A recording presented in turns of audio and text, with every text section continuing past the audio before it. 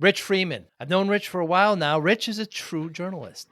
He writes so well. It's really, really impressive. He's a tech journalist now with Channelholic. That's his platform, his media platform. He releases a blog every Friday. I always enjoy getting it. He has a unique perspective, and the way he writes, it's wonderful. And we talk about it here in the podcast. He also has another platform, ChannelMastered, where he helps vendors as well. But the process of writing, I ask him about the blank page. It terrifies him, by the way, which it does for many writers. I talk about his process. So one thing we have in common is that we were both in New Haven from in the late 80s, early 90s, going to college. He was at Yale. I was at Southern Connecticut State. And some of the transitions that happened there in New Haven is interesting as well. His take on discipline is really interesting, and where it came from and where it's going, what he's motivated by, where the tech industry is going. Just a great conversation with Rich. I always see him on the road, and he does such a great job. And I really respect him and look forward to much more great content he's going to output. Thanks for listening and watching. Hi, I'm Joey Pinz, and here's my 45-second introduction. After starting my business in the 90s, I started developing poor habits of eating in my diet because of working way too much. Before you know it, I found myself 340 pounds. The doctor told me if I don't lose the weight, I'm not going to see my daughter graduate. Took the next 7 months, lost 130 pounds. People think there's some secret. Ask me, how'd you lose that weight? Like there's some secret. There is no secret. How did I lose the weight? Just one word: discipline. I've had other successes in life, and I attribute them all to discipline. Now, I'm not the king of discipline, but I believe that it can help all of us. Friends, colleagues convinced me to start a podcast. The podcast mission: how do we better ourselves and society? I talk to interesting people in health, fitness, sport, wellness, business, technology, science, art, and culture. And I eventually ask them how discipline plays a role in their life. Podcast vision: growth through learning from others. Talk to you, Rich Freeman. Here's a really vague question, but I want to hear your reaction. Where is journalism today? Where is journalism today? Journalism, period, or tech journalism? I know we're both in tech. Let's start with journalism, then move to tech. So, wow, that's a huge question, actually, and it does go way beyond tech. So, I mean, journalism is at sort of a transitional moment for precisely the reason that media writ large is sort of at a transitional moment where there is less and less. So just on a society-wide basis in this country right now, there is less and less faith in, confidence in institutions. Newspapers, magazines, even, tech journals, those are, from a certain perspective, institutions, which is why we're sort of seeing more and more people get their news from social media, from sources that feel more authentic to them. Whether or not those sources are or are not more authoritative. So that's kind of where journalism it is right now. There is a bit of a, and again, we're not talking tech journalism for the most part here, but there's a bit of a credibility gap, I think, that is definitely affecting the profession. And this is because of the influence of sponsorship and money. I'm sure that has a lot to do with it. I think a lot of it has to do with political polarization and just the feeling that, I don't have confidence in a lot of what these outlets that I used to refer to on a regular basis are feeding me. I think that has a lot to do with it. Because we've seen in this very election how podcasts, right? So these are independent. There's no FCC regulations. These are just a lot of them are long term. They're not these little snippets, long term conversations where you can genuinely understand a person. Even if you don't agree with them, you can say, okay, well, they're a real person. They have views that I may not agree with, but at least they're real. And we just don't see that in mainstream media. It's overused, but we don't see that at the 6 o'clock news or even in kind of writing. We just kind of see these kind of snippets that we're supposed to, you know, make certain assumptions with. Do you agree with that? No, I do. I mean, there is a qualitative difference between spending 2 or 3 hours on a podcast hearing from a political candidate in their own words, Mm, basically, versus hearing, like you said, snippets of what they think and have to say, and so on, that a journalist has sort of pulled out of a longer conversation and fed to you. And I do think there are a lot of people who feel like they get a better read uh, on certain issues and certain people if they have more time and can hear at length from that person directly. But podcasts are a perfect example of what I was talking about before, just in terms of where journalism is and where the media is and so on. In this election, there was a lot of controversy within a certain circle of people about the mm, fact that the Washington Post declined to endorse a candidate. And really, I don't think anyone cared. right. I just don't think, and that I just don't It think the used to mean Washington. something. Yeah. Yeah, exactly. Yeah. Whereas the podcast clearly did have an impact. Yeah, it certainly did. And so Joe Rogan is certainly, I mean, I think the average now is 20 million per episode. It's absolutely, that's more than all of the Foxes, MSNBCs, NBC put together. Yep. CNN, it's absolutely astounding. And what you said before about, journalists want to pull a certain way. It's hard for me to actually blame the journalists because it's their boss saying we have to go in this certain direction, correct? Or Um, no?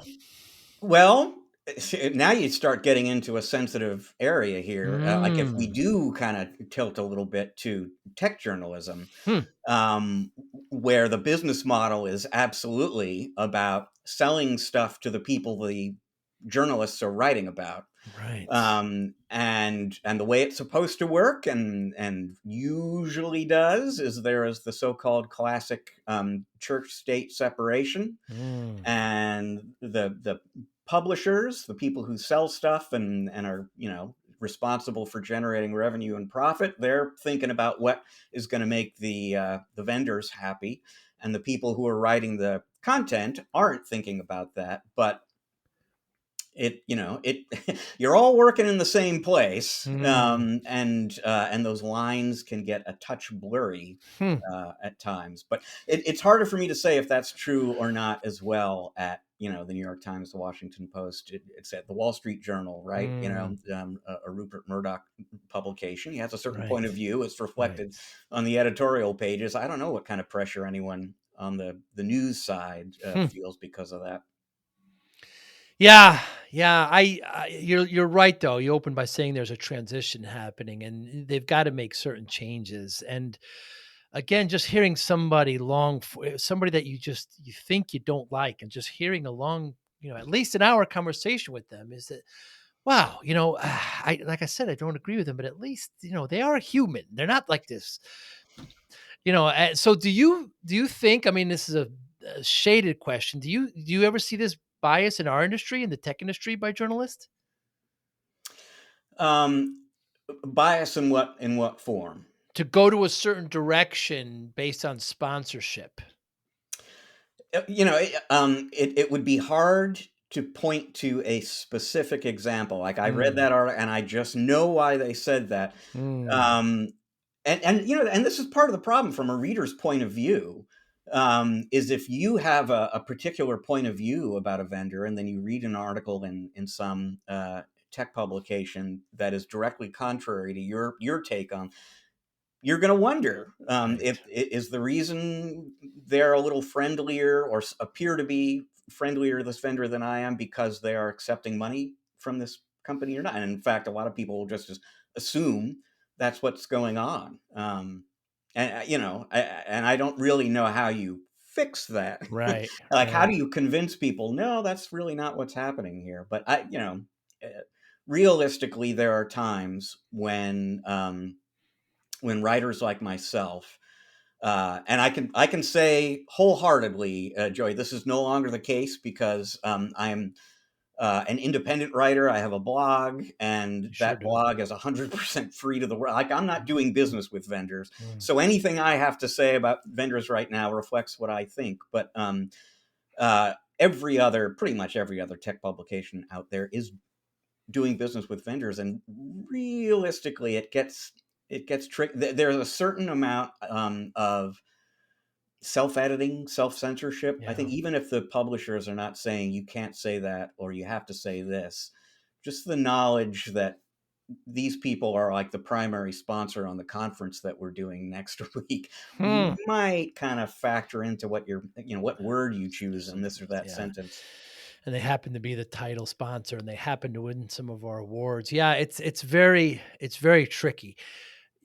You are an excellent writer, Rich. I've told you this before. And when I read your blogs, I'm always amazed at how you structure and how you pull things together and how you so when you're writing, tell me your process. How do you have where do you put the reader?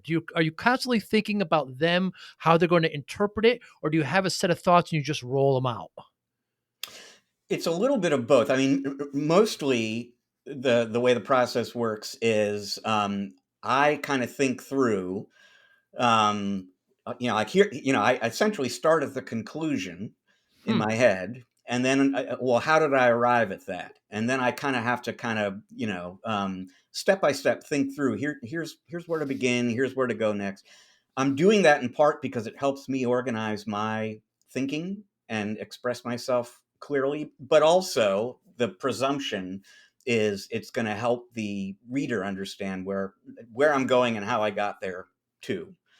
Um, which is not, and for better or worse, I don't know if it's a good thing or a bad thing that I write this way, because the classic inverted pyramid kind of guidance that Right. everyone is taught is you start with the key point, Mm, and then you kind of circle back essentially, and I will sometimes make you wait before I you totally do. get to what I think is really important about this topic. Yeah, you create a certain tension, Rich. It's wonderful. And I keep thinking, okay, where's he going with this? Where's he going with this? Okay, yeah, yeah. Where's the aha? Okay, it's very clever. How do you attack the blank page? Are you ever dry with ideas? Do you always go in knowing what you're going to write? Um, Yeah, so there is nothing that terrifies me more than the blank page. Mm. But specifically, so I post once a week on Fridays. Yeah, you sure do. I've got to have something to say on Friday, and so the idea that I might someday wake up on Thursday morning and it's like I got nothing, Mm. is too petrifying for me to even. So I have an editorial calendar. I kind of know, like, when I wake up on Monday, at least I know what I'm pretty much planning to write about on Friday. Um, and so uh, it's mostly a question of what I was kind of saying before. Okay, I know what I'm going to write about. Hopefully by the middle of the week, Wednesday, Thursday, I interviewed anyone I want to interview about this topic, and then it's really just a matter of Mm. articulating and organizing how I want to say it. Is AI helping or hurting journalism? Hmm. Well, I mean, it's helping me in the, I again, independent journalist. I can't afford a copy editor, and so Mm. ChatGPT is my copy editor, and Oh wow. ChatGPT does a pretty decent job of finding mistakes that I would otherwise not find. Um, I don't know. If AI is doing um, writing for a lot of my peers, it's mostly slipping past me. Hmm. But there might be some of that, going. And I guess if it's slipping past me, and people are, still producing quality content, but they're doing it in greater volumes because AI, then maybe that's a good thing. I don't know. Mm. Hmm. I personally am very, very suspicious about AI truly as a writing assistant, Mm. as opposed to like a copy editor or a research assistant or something like that. I think for a writer right now, handing over any of your writing basically to AI is basically like I don't know, a suicide pact or something. Like the best way to put yourself out of business essentially is to make your writing indistinguishable from or interchangeable with AI. I think for a writer more than ever, the key to remaining relevant and having a readership and a subscriber base and all that good stuff is to have both a point of view and a voice that is distinctly yours, and that you just can't get from AI, at least not yet. Not yet. Yeah. And so that's what I'm constantly trying to cultivate. Are you pen to paper or are you keyboard? All keyboard. Yep. And do you actually write backwards? Do you start with the conclusion, you start writing, and then you reverse it?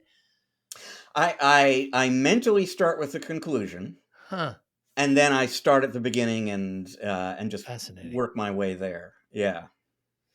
And the How beginning long's is always the hardest part for some reason or it other. is. Getting into it. Yeah. That blank page, damn it. Yeah. Yeah. Yeah. Yeah. Yeah.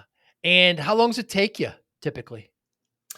It depends on the complexity of the time. So, if everything goes the way it's supposed to, I will typically start writing a Friday post, and the posts go out sort of midday on Friday. I'll start writing on Wednesday, and I'll finish it up on Thursday. I'll Oh. polish it a little Friday morning, and out it goes. That's if things go well. Hmm. Quite often, I have to write the whole darn thing on Thursday, and again, voice and tone, and I mean, it needs to sound like me. It needs to add.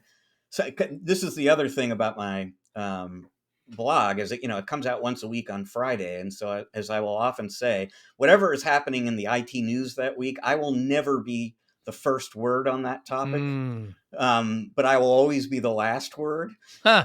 So I've got to add something by the time Friday rolls around. You heard about that big bombshell announcement from ConnectWise. Why am I reading it again? Hmm. I've got to have something more to add. So how I write and what I say matter a lot, and so that slows me down quite a bit in terms of the production process. So Thursdays can be long days for me. Hmm. Yeah, I've seen you at shows, many shows, and I don't. I'm not going to take note if it's Thursday. Are you deep on the laptop? Yeah, I'm not. Gonna, have you ever had to kind of retract or regret something that you've wrote? No, thankfully. I mean, more often than I would care to admit, I'll get something small, like I'll misspell a name or that kind of a thing, and that shouldn't happen, and it happens now and again. But I can't think of a situation where I just had to say, "Sorry, folks, Hmm. just plain wrong," and retract a piece. Are you going to write a book? Can you take your writing to longer format? A great question, and I don't have a definite answer to that. I've thought about it somewhere. There was a point in time where I wasn't quite sure I could do that, because I felt more confident about shorter form work than longer form work, and I kind of feel like what I've learned in the last few years is I could write a book. I could do it. The question is just, is there a book in me, right? Like Hmm. a book about what? Hmm. And I will say, I don't have. There are people who write books because they've always wanted to say they've written a book, Hmm. and I don't kind of have that book mania. Hmm. Like I need Hmm. to have that, in my life. But that said, if the right topic did kind of come along, it would be a really interesting project. Hmm. Rich, what's a platform? Terrific question, and it's funny because it is Tuesday as we're recording this. I don't know what day people will be listening or seeing it, but that means I don't start writing Friday's post until tomorrow at the earliest. And I am hoping to have some content in there about two announcements that came out last week, one from AvePoint and one from Citricom. And both those companies made acquisitions. And what struck, and like within 24 hours of one another, this news broke. And what struck me in both cases is both those companies said this is part of our platform strategy. And it's like, everybody's got a platform. It's all about platform. It's been all about platform at Kaseya for ages. It's all about platform at ConnectWise. In the security world, all anyone wants to talk about is platformization. And so companies like CrowdStrike and Palo Alto, they are building these increasingly broad platforms of different security products and so on. And I got a chance to interview AvePoint after that news broke. I'm hoping to interview Citricom soon. And what I asked the guy I spoke with at AvePoint is, before we move on, what's your definition of platform? Because everybody's using that word. And the definition starts to get a little squishy after a while if everybody's using it and they're using it in a slightly different context. I was just in Southern California a couple of weeks ago and spent a really great productive day at Ingram Micro's headquarters. And I don't know if you're familiar with Xvantage, which is this tool, sort of a self-serve. They call it a digital twin. Anything that you had to pick up a phone and do before with Ingram, you can do through Xvantage now. That is a platform, and they call themselves a platform company at Ingram now, and it's a very big, well capitalized strategy on their part to be a platform company, but their definition of platform isn't quite the same as Palo Alto's say. So what's my definition of platform? I guess the broadest umbrella definition that kind of works, and this does sort of leave Ingram out maybe, but a platform is a set of interrelated, integrated tools that work together to accomplish some function for either an IT provider or their end user. That was right off the top of my head. Nice. I may regret that definition in 5 minutes, but Yeah, because I watched your video. I watched a couple of them, and that was when you talked about platform. And even MSPs are a platform because they're buying other MSPs, some of them, and they're calling them, we're making an MSP platform. Yeah. So it's getting tossed around a bit. I don't know if there's a right or wrong way. Is Channelholic a platform? Think about it for a second, right? Yeah, It's exactly. got Yeah, video, it's got blogs, it's got I mean, a media maybe, platform. yeah, a budding platform. I was going to say Mhm. not yet, but it really could be. But yeah, Yes. you're right. It's a platform in the making. Yeah, we have to kind of embrace that here in 2025. I mean, it's getting moved around so much. I think it's a good thing, maybe. I don't know. I guess we'll find out. The definition will kind of swerve depending on your. I talked to a voice provider today, a UCAS provider, and they were quick to say platform. So what am I going to say? No, you're not. Yes, you are. We Yeah, have to think about this. yeah, yeah. And I guess from a certain perspective, it's not necessarily that harmful unless Right. it starts confusing people. Mm. Mm. And it's like, I just don't even understand what what are you Right. talking about when you tell, like, the experience you just had. What are you talking about when you say you're a platform? I don't even Yeah. know what that means anymore. So it's like a foundation of which there are many services, etc. Yeah. It's pretty ambiguous, pretty vague, but I mean, I wonder if that's where we're going. So you and I, during the same years, I think we're identical age. You were in New Haven from 87 to 91. Hmm. You were at Yale. I was at Southern Connecticut. We were both there at the same Oh, time. You never know. What was the big pizza? Well, there's Pepe's, of course, but then I think there was Napoli on the Yale campus. Was that or Naples? I don't remember now. But what do you remember about New Haven in the late '80s? Oh gosh. Well, a few things. So, first and foremost, the pizza, right? Yes, Which was amazing. the platform. Yeah. Good point. Fair point. Um, it's funny because I haven't been back a lot since I left, but I've been back a few times, and Oh, it's grown. yeah, Yeah. and it's just generally very. It was not a safe place to be Right. walking around. And I was going to say at night, but I had a friend at the time who got robbed in broad daylight out for a Wow. jog, and he was like, a block and a half away from this graduate student dorm that he lived in. This was not a safe place to Wow. be at the time. Whaley Avenue? Was it on Whaley?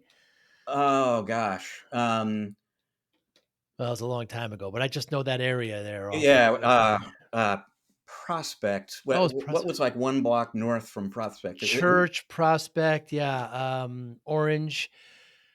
I can't think of it Yeah, now. Orange was the other way. I remember, but Yeah. you remember uh, the cemetery, right? Right Yes. next to the campus. Yes. So this friend of mine discovered once upon a time that it was a quarter-mile square on every side, and so he would run Oh, laps around because he knew every nice. lap was 1 mile, and it was like on the northern end of that loop that, Mm. and it was like the first he saw some kids sitting on a stoop. First time he goes around, he could tell they were paying attention to him. When he came back around, they just came out into the street and stopped him. Wow. And whatever you got is ours. What else do you remember? I'm from New Haven. I'm from Wallingford, which is a little north, but that's like Okay. my yeah, yeah, Yeah. Yeah. Um, I loved the people there, and I'm thinking more of like the people I knew in shops there's this kind of down to earth New England kind of yeah. quality, that I saw there, and you'll encounter it in Massachusetts as well. Just a lot of great folks that I met there. Um, Gosh, what else? Well, how about Cutler's Records? Do you remember that? Yeah, I absolutely do. Yeah. Yeah, and right up the street, I think from Cutler's. What was the Toad's Place? Toad's Place. Yep. Yes. Yeah, that was an awesome. Bob Dylan, U2, the Rolling Stones, before they were big, they all played Toad's Place. Yeah, yeah, yeah. New Haven, for folks who don't know, is almost perfectly placed in between Boston and New York. Yeah, right. So it was a very easy stop for bands to make. And then you might know the history of Toad, the Toad in Toad's Place, but apparently he has a place in rock and roll history. So all of these the Bob Dylans and the Rolling Stones, they all actually like know him. So when I was at Interesting. Yale, I got a call from a friend of mine who worked at Toad's Place, and she said, "You got to get over here tonight because the Rolling Stones are playing here tonight." They were just Wow. about to start a U.S. tour, and just to warm up in front of a live audience, there was this unannounced show at Toad's Place, and I was 3,000 miles away. She would have gotten me in the front Oh, door. It would have wow. been the experience of a lifetime. I could not do it. But that gives you an idea. When the Rolling Stones want a warm up venue, Yeah. they would go Perfect to for them. Toads. I know you like to travel, you like art museums. They have two great art museums there at Yale across the street. They have the modern and the British, I think. I forget Oh, now. right. Yeah. So the Yale University Art Gallery, and then Yeah. yeah, I think the British Art Center. It's been a while, but yeah. Yeah. My friends and I would go there, and we would just. Here's the problem, Rich. I feel like when I go into these places that there's like 100 concerts going on at the same time. I look at a painting and I just want to kind of soak it up, and then I have to kind of scratch, shake my head and go to the next one. I get overwhelmed. Is this? I don't know if this is a common thing with people. It's certainly a struggle. So if I'm in a museum I've not been in before, Mm, and I know it'll probably be a while before I go again, I want to kind of take in as much as I sure. can. Um, but that the trade off basically is the less time you're spending with this or that given work of art, the less you're kind of fully appreciating it. So you can kind of zero in on some things that really jump out at you, but then maybe you're kind of missing out on this wing or that. I struggle with this all the time. Yep. Yep. Yeah. The Dolly. I'm here in Tampa, and St. Pete. They have the Dolly Museum. They have a lot of it's incredible, but I still get overwhelmed. So you just got to keep visiting. And now, were you writing at all back then? Because I believe American Studies was your major. That's correct. Yes, I was in the American Studies program at Yale, so I was writing, a little bit academically, just because that was part of the graduate program, but that was about it. But you never really considered yourself a writer until when? Mm. Um, I would say the answer to that. So, um, and it's kind of a long, circuitous sort of thing, Right. but I wind up taking a leave of absence from graduate school because I was really not enjoying it, and I left New Haven for Seattle and kind of wandered into the tech industry, and I did a fair amount of writing in the tech industry because I sort of had that skill, and very few people in the industry um, did. But I don't think I considered myself a writer until I actually exited Microsoft in 2004 Hmm. and decided what I want to do now is write. And I was a freelance writer initially, and then was sort of the founding editor of Channel Pro within a few That's right. years of that. That's right. Tell me about your time at Microsoft. It was awesome. It was great, and I really did sort of stumble into it. There was some like contract gig there. They needed somebody's help, a writer's help, to articulate the marketing message for certain, like, Microsoft in the retail industry, Microsoft in financial services. And I met with a bunch of people and helped them kind of figure out, put into words what they were trying to say and struggling with. This was all supposed to last like 2-3 weeks. Hmm. Um, but they kind of decided, well, this guy's good at that, Hmm. and we've got other uses for him. And so I became, one of the infamous Microsoft permatemps for a while. Hmm. I was there for a few years as a contractor, and then eventually I became a full-time employee. And at that point, I became a marketer as opposed to a writer or a communications specialist, and got into all sorts of different stuff over there. And I met a lot of really, really great people. I was very fortunate. Not everybody at Microsoft is or was when I was there, but I had great managers who were like Hmm. mentors to me and just really kind of helped, build up my self-confidence and skill set and so on. I learned a ton about the industry and about marketing. And so, I mean, it was just a phenomenal experience. After, depending on whether or not you're counting the contractor phase, after about 7 years of that, though, I was ready for a break. Ah, It was a lot. It was a really? lot. It was an intense place to work, uh, but no regrets whatsoever. It was just a great place to be, and it really kind of set me up for everything that came later. Hmm. Now, Gates, Balmer, were you there? Who was there when you were there? Who was running? Well, definitely when I started, they were both there. I see. I'm trying to remember when. I think I was there when the transition happened and Gates became the whatever they called him, the Yeah. chief info something that, he was Yeah. no longer CEO. He Right. had a chief something title, and was spending most of his time with the foundation. Foundation. Yeah. Yeah. It's an interesting transition there to go from engineer to finance and now back to engineer. Microsoft has always been, but very strong still. I mean, we see the fall of Intel. What are your thoughts about that, Rich? You know, So I was at the Canales Forum North America, very end of October, I think it was, in Miami, and the analysts were all doing their predictions, and one of Jay McBain's Yeah, predictions, I've you heard this. you saw this, Yeah. was, Intel is no longer going to Right. exist as we know it.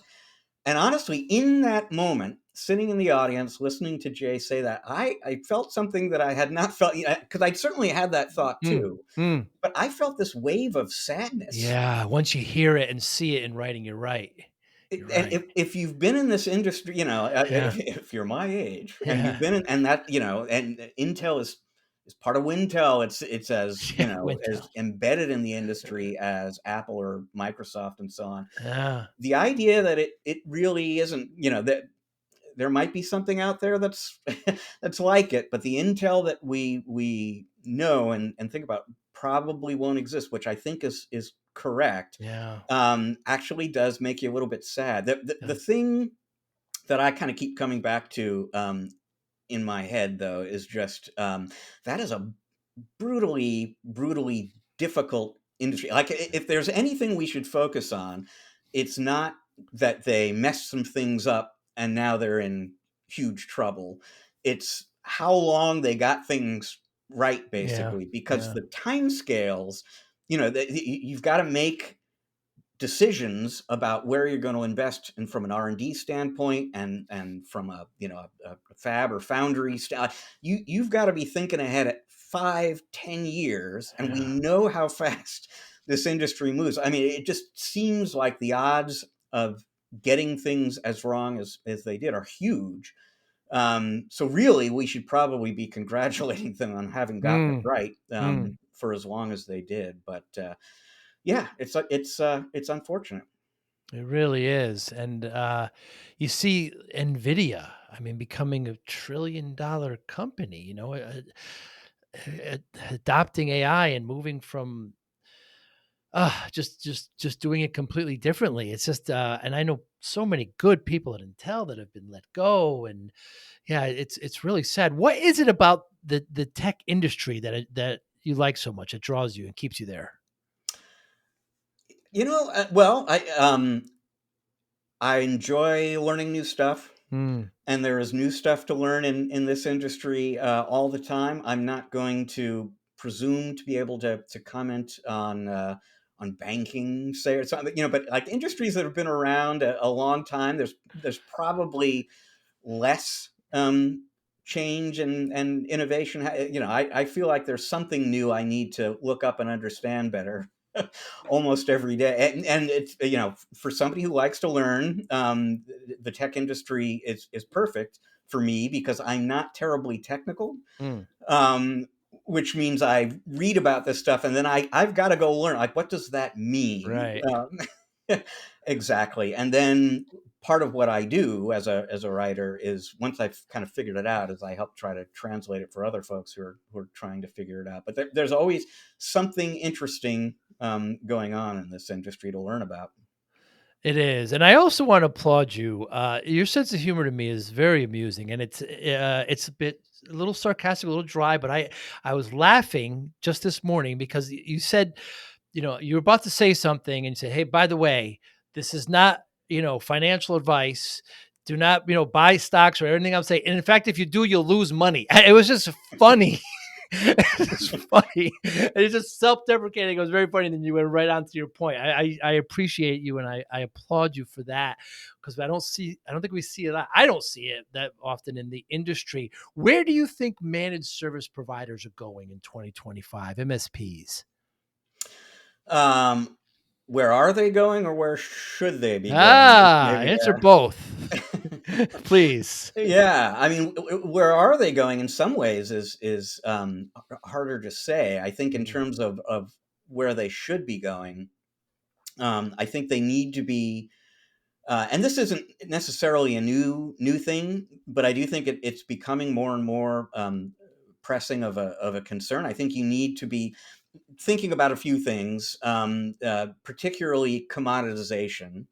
So, the basic kind of blocking and tackling that MSPs have been doing, for a long time, um, is already increasingly, commoditized. And if mm, you look out over the horizon, and this is still over the horizon, but I did a Channelholic post, a few weeks back about agentic AI, and I was interviewing a Forrester analyst about that, and I asked, what are the implications of agentic AI for IT management? And he said, "Oh, IT management is ground zero." Like a lot, and we're already seeing companies like Pia and Kaseya and ConnectWise and these companies do this. A lot of the level 1 and level 2 stuff is just going to be done by AI anyway. So if that's kind of what you do, what's your value proposition going to be? And so that alone is a good reason to be thinking more about solutions and the strategic application of technology, and having that kind of conversation with an end user about the business outcomes. That, I'm using a lot of buzzwords here, but what it is that they're strategically trying to accomplish as a business, and how technology, which is the thing you understand better than they do, can help them do that. I think that's increasingly going to be how you create a sticky and high value, high margin kind of relationship with companies. So that's one thing I think people need to be thinking about. And then the other is the thing that you alluded to before, which is the rise of MSP platforms. Which I referred to in a post last year as the rise of mega MSPs. Like we're seeing MSP roll-ups now, like some pretty big MSPs. Yes. And we're at a stage, I think, where very soon, and it's already starting to happen, but very soon you're going to see some of the roll-ups start to roll up, and we're going to see enormous MSPs. And I think there's some truth in what smaller MSPs will often say in response to that trend, which is small businesses really like dealing with small businesses, and I can provide a kind of personal service that a giant company can. I think there's a degree of truth in that, but again, that could be a dangerous thing to bet your future on. I'm thinking of something that Tim Conkle is the CEO of the 20, which is one of these MSP roll-ups, and he likes to say, these big MSPs aren't as good as I am, and I can't possibly say this as well as he says more or less anything, but he was like, they didn't get to be big just by virtue of being big. They got to be big because they're pretty damn good at what they do. I mean, these two things kind of go together. So the assumption that you are better than these big MSPs because they're big and you're small is a dangerous one. There are definitely big MSPs out there that lose that ability to maintain a customer relationship, but there are others that don't. So what is it that you're going to, if you are located in a town or a city that is maybe too small for the big MSPs to care about, you're probably in a good place.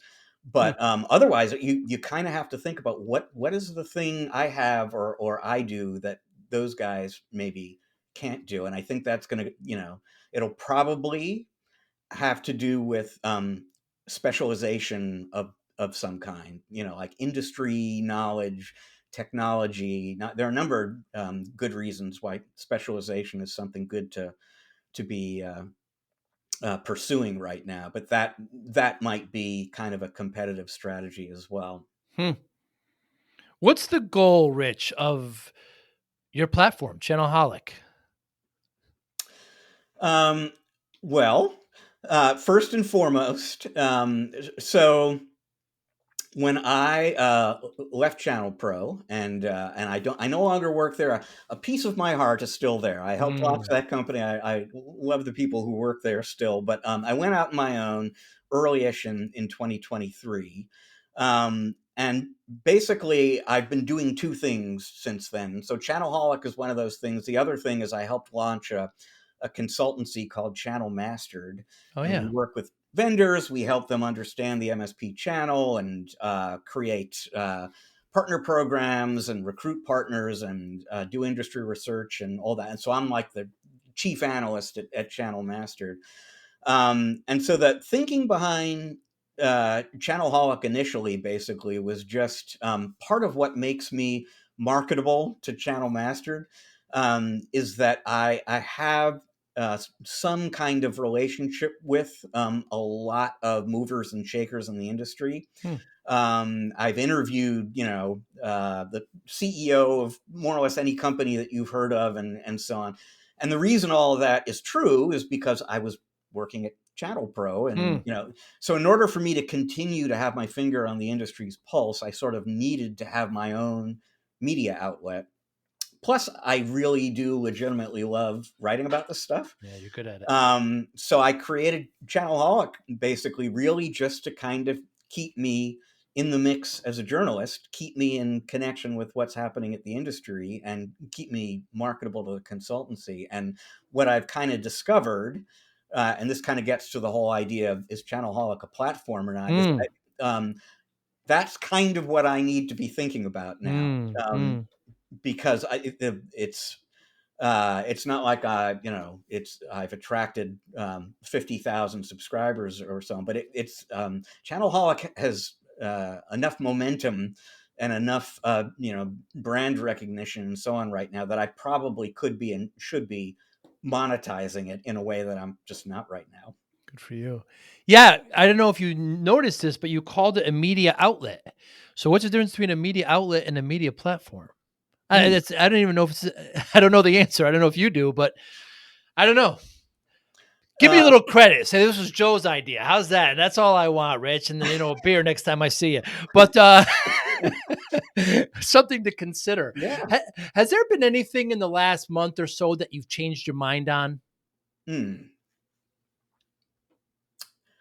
Um, well, this is a really random kind of example, and maybe not a profound one, but it actually kind of popped into my head earlier today. Are you familiar with DataSeek? Have you heard about this company at I all? have not. DataSeek is an AI company in China. At some point within the last few weeks, they made some waves in the IT world because they announced V3 of their large language model. The benchmarks on that LLM are close to, if not, they rival, at a minimum, they rival, if not match, the kind of performance benchmarks out of Anthropic and OpenAI. The difference is because of the export restrictions to China, and this company was kind of forced to figure out a more efficient way to build a large language model than like OpenAI. So it costs OpenAI approximately $500 million to train a GPT model. It Wow. According to DataSeek, their LLM, which again from a performance standpoint is comparable, it cost them about $5.6 million, Hmm. because they figured out they were forced to innovate, and they figured out some things that their American counterparts haven't kind of figured out, and it sort of opened my eyes basically to this idea that we can impose export controls, and we can try to slow down the progress of adversaries or potential adversaries in AI, which is obviously a potentially very dangerous technology. But there are real limits to how much you can slow them down. In this case, it's a perfect illustration where we actually forced Chinese AI companies to innovate in these really kind of interesting ways that get around the export. So it just kind of opened my eyes to the idea that the only way, if we are concerned, and we should be concerned about competing with China in AI, the only way to do that is to really promote innovation in this country, to out innovate China. And that doesn't necessarily mean you lift export controls. But you're only going to get so far, putting the brakes on what other countries can do. What we really have to be focused on, I think, is what we are capable of here, with all the resources and the people and Hmm. Silicon Valley and so on, and just real, and now you got to get into the whole area of safety, and do you innovate too fast, and does that entail safety risks? But I think promoting innovation in this country's AI industry is really the best global competitive strategy as opposed to trying to slow other folks down. Yeah, and they had the benefit of those AI predecessors to learn from themselves. It's very, very interesting where that's going. I read, I I I don't know if this is true, but it's like when ChatGPT, like I think it was 4.1, when 4.5 was coming out, 4.1 actually tried to copy itself because it knew it was going to get replaced. Did you hear about this? I haven't heard about that. The closest thing that I have heard about recently, and I think this involved Claude and Anthropic, um, where the model was given instructions that were contrary to earlier instructions and in order to avoid contradicting those earlier instructions, it basically lied to the people who are feeding it these. Interesting. And I mean, and it was fascinating because the folks conducting this experiment at Anthropic had instructed the model not just to act on what we're telling you to do, but to explain your reasoning each time. And so Claude just kind of told the researchers, Wow. well, if I do this, that'll be a contradiction to what I was told to do before, so I'm going to lie to you and Amazing. yeah, and pretend I'm doing it, but I'm not really. I'm forgetting some of the details, but from a safety perspective, I remember reading that and thinking, "Yikes!" Amazing. Absolutely amazing. So, Rich, I started my MSP there in New Haven in 93 and it was going very well, but I was working way too hard, 14, 16-hour days. You're no stranger to this. And, uh, you know, before you know it, I'm up to 340 pounds. And the doctor says to me, if I don't lose the weight, I'm not going to see my daughter graduate. I had been exercising, eating poorly, and it scared me. So spent the next 6, 7 months, lost 130 pounds, kept it off. So when people hear this, they say, what's your secret? There's no secret, Rich. Discipline. That's how I did it. I got willpower, motivation, etc. How does discipline play a role in your life, Rich Freeman? It's funny. It's something that I cultivate. Not because I have so just an FYI, I get up at a ridiculously early hour in the Really? morning every weekday because I actually I work out 7 days a week, but on Wow. weekdays I get up at a crazy early hour because I'm a morning workout guy. Some people Mm, prefer end of the day. For me, mm, it's got to be right at the beginning of the day, and I do that because there are health benefits and because there are sort of metabolism benefits. That workout in the morning is at least as good as a strong cup of coffee just in mm. terms of getting me strong out of the gate and so on. But there's a piece of it too where I do it because it's hard to do and it requires discipline to do it every day, to get up early, despite the fact that while I'm always happy I did it when I'm done, but while I'm doing it, it can be kind of tedious and I'm like waiting for it to be over and so on. That I don't know. It just feels to me like that cultivating discipline in that way is an important part of setting yourself up to accomplish whatever it is that you kind of I don't know if this was your experience or not, but in a certain way discipline is like a muscle and you've kind of got to work it, Mm. and one way I work it is through those morning workouts. Hmm. So you don't end up enjoying it. You just know it's part of a routine and move forward with it. Yeah, and it's not like it's agony while I'm doing it, Right. particularly because these days, I've got the AirPods in, I'm listening to Right. podcasts, and Right. I'm fine. But yeah, the actual huffing and puffing isn't the rewarding part. It's how terrific you feel, like just physically feel Mm, mm. afterwards. I read once, I don't know if it's true or not, but I read a hilarious explanation for why you feel so great after a workout, which is that the human body is just not engineered for a vigorous workout, and so your brain kind of registers a vigorous workout more or less the same way it registers a like a low grade trauma. like Huh.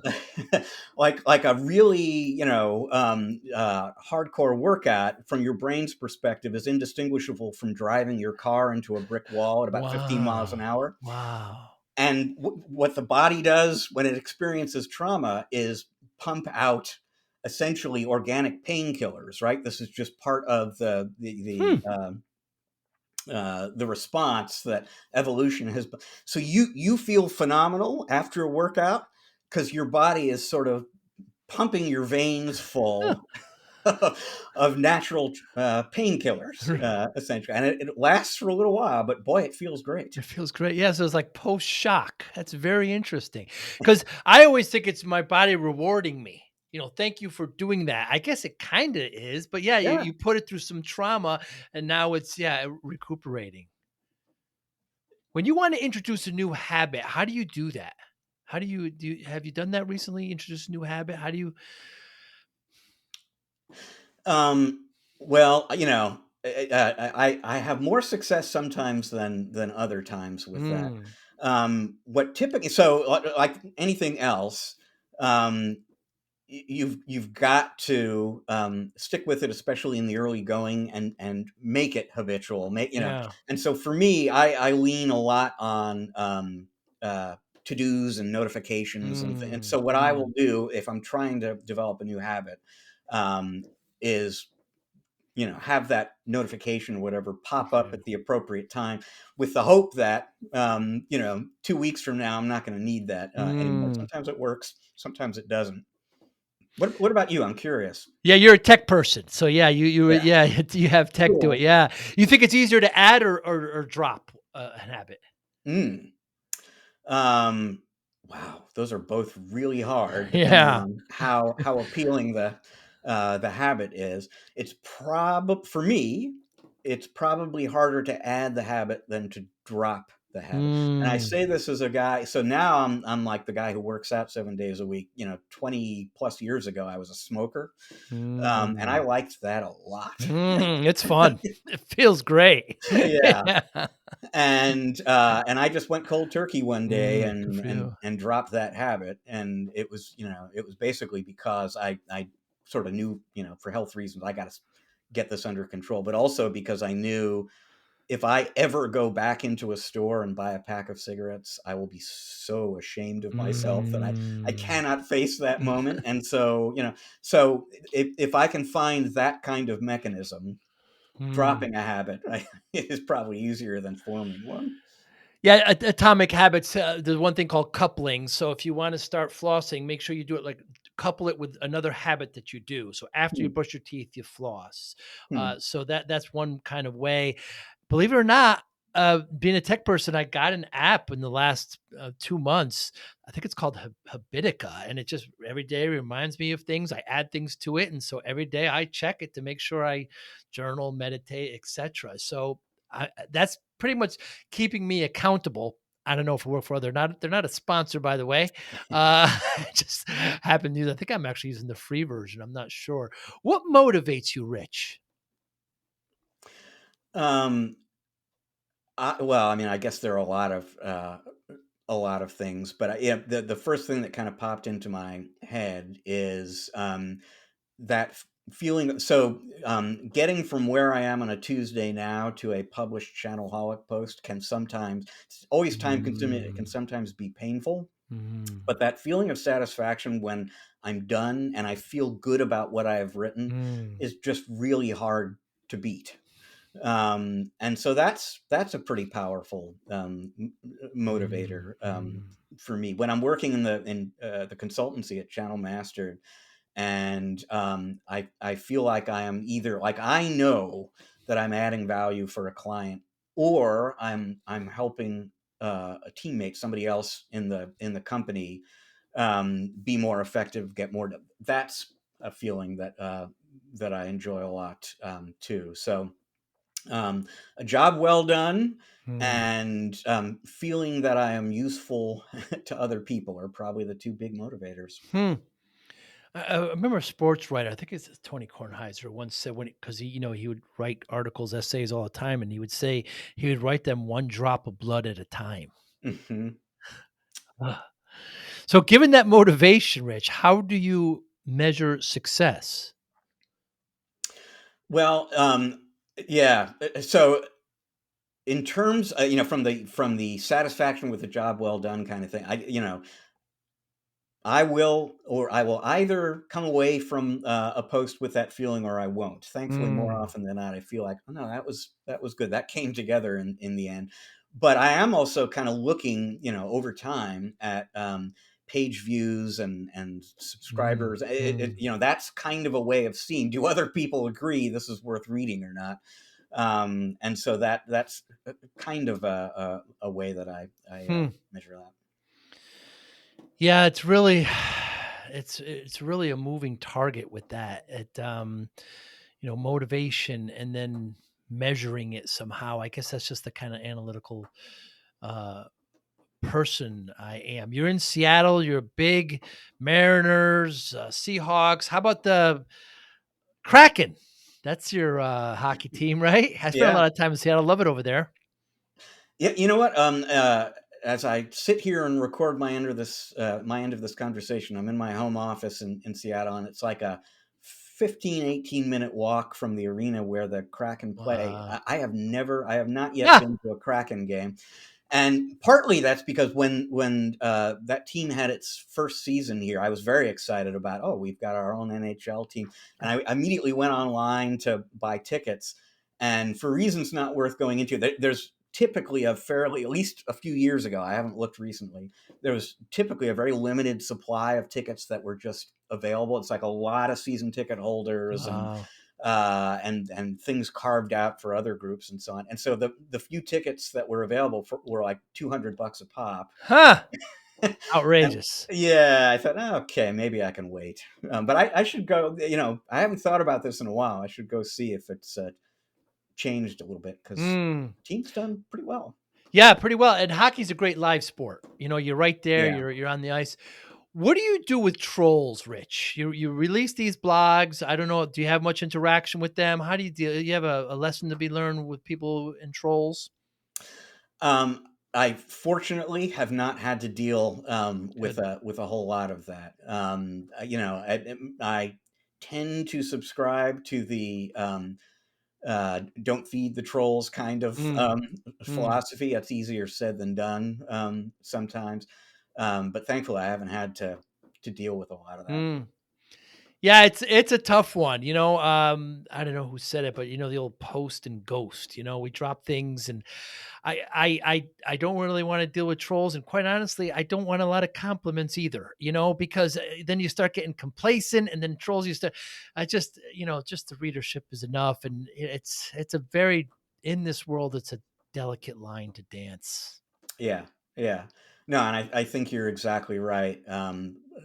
Both in terms of trolls and fans, Right. right? Yeah. You can't Yeah, listen too much. It's not yeah, good to hear that, that compliments. And I appreciate it. I don't mean to be ungrateful, but you can't listen to that too much because you got to still work hard. You still got to drive. yeah, yeah. Exactly.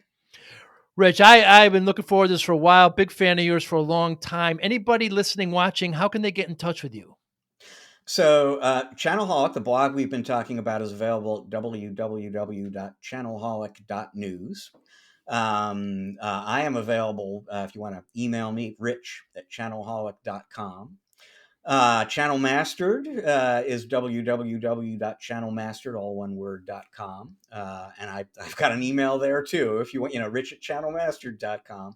Those are the two best ways. And then LinkedIn too. You can follow me on Channelholic or just follow me as Rich Freeman. Rich, thanks so much for your time. I'm going to see you on the road very soon. I'm sure we're both out there and really appreciate your time today. Yeah, well, thanks for the invitation. This was an absolute pleasure. So thanks. You be well. You too. Thank you for listening and or viewing Joey Pin's Discipline Conversations. Please share this episode with one or two of your friends who you think may benefit from the episode. Our website, www.joeypins.com. There you find lots of resources and you could join our mailing list. Please follow us on all our social media, Instagram, Twitter, and Facebook. podcast information. The video version of our podcast is on YouTube. Please subscribe. Audio is on all major podcasting platforms. Please follow them. And if you like it, please consider giving 5-star rating. Would really appreciate that. Thank you again for listening or watching Joey Pinz Disciplined Conversations.